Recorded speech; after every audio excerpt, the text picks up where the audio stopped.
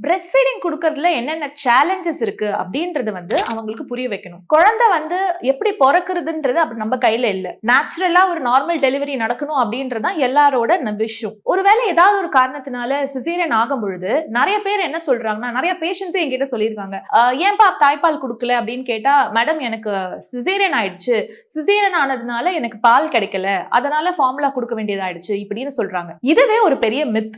எந்த மாதிரி டெலிவரி இருந்தாலுமே நீங்க குழந்தைகளுக்கு தாய்ப்பால் கொடுக்கலாம். இதுலதான் நீங்க முக்கியமா ஒரு விஷயத்தை தெரிஞ்சுக்கணும். இது பேரு கோல்டன் அவர். கோல்டன் அவர்னா என்னன்னா, குழந்தை பிறந்து முதல் 1 மணி நேரம், இதுதான் நம்ம கோல்டன் அவர்னு சொல்றோம். இந்த முதல் 1 மணி நேரம் ஏன் முக்கியம் அப்படின்னு பாத்தீங்கன்னா, அந்த 1 ஹவர்ல மதரும் அலர்ட்டா இருப்பாங்க, குழந்தை ரொம்ப அலர்ட்டா அழுதுட்டு இருக்கும். அந்த 1 ஹவரை நீங்க மிஸ் பண்ணிட்டீங்கன்னா குழந்தை தூங்க ஆரம்பிச்சிடும். இந்த 1 ஹவர்க்குள்ள நம்ம என்ன பண்ணணும் அப்படின்னா, அம்மாவையும் குழந்தையும் பிரிக்காம க்ளோஸ் கான்டாக்ட்ல வச்சிருக்கணும். அம்மாக்கு காம்ப்ளிகேஷன்